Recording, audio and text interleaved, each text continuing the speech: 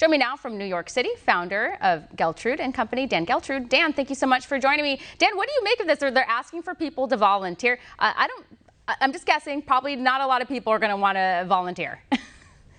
I think we all have to be really concerned about this one, Stephanie. After all, we're talking about national security here. We want to make sure that people who are getting on an airplane, one, are supposed to be getting on that airplane, and number two, that they don't mean to cause any harm or worse. So I don't feel very good at all about this. Us being 3,000 employees short at TSA, we have to wonder how we got to this point. If we're going back to pre-pandemic levels of travel, what happened to all those people who were staffing TSA before? Are they on unemployment and don't want to come back? Did they leave and find something else to do? Either way, we should all be very, very concerned about this. Nothing good will come out of it. At best, we're going to have delays. At worst, well, it could be a disaster. Yeah, and I think obviously you're so right here. So either people found other work or they were just, hanging out for as long as they could before they get forced to go back to work. So we'll see what happens with that. And you're right, this is a national security issue. And as I pointed out, since they're having such a hard time recruiting, I just can't really imagine a lot of people wanting to volunteer their extra time. But I'm assuming, as this article said, like people need to get there early to the airport because there's probably going to be long lines. And I've been traveling since the beginning of the pandemic, and there's definitely been a lot more people at the airports, and the lines are getting longer and the delays are getting worse. So just warning our viewers out there, if they're planning their summer vacations, to expect that when they get to the airport. Speaking of shortages, apparently some of these apps like Airbnb and some of the others that put homes out for rent, there's a shortage of those as well. And so now they're like begging people to rent, not begging, but they're really pushing for people to want to put their homes on the market for rentals. This seems kind of odd though. It's like mostly in the certain outdoor destinations. So assuming that people are going back to work, things are a little bit different now, right? People are kind of like working from home so they can do these outdoor type destinations. And also it's summer, so I could see why there would be a bigger demand. And one other thing to consider in all this, because it's all cause and effect, Stephanie. This happens, so this happens. So let's start with the hotels. Hotels were closed for a long period of time. They let people go. They didn't have workers. Then they start to open back up. And you know what? They can't get workers to come back for whatever the reason, but one of them has to be that the government is incentivizing people to stay home.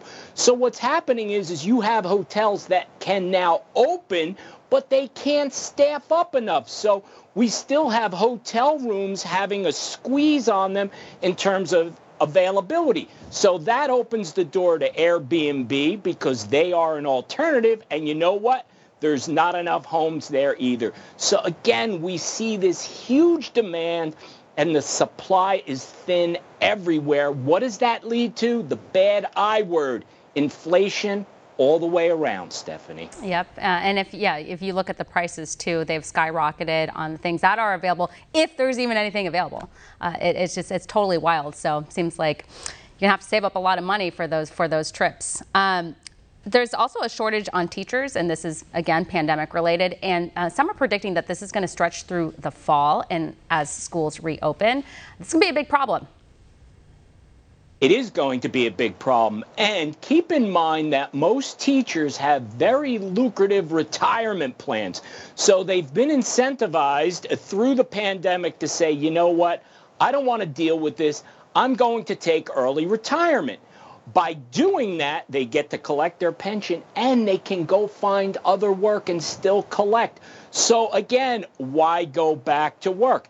Now, what's interesting is that some school systems are offering already retired teachers to come back to continue their pension payments and pay them to work.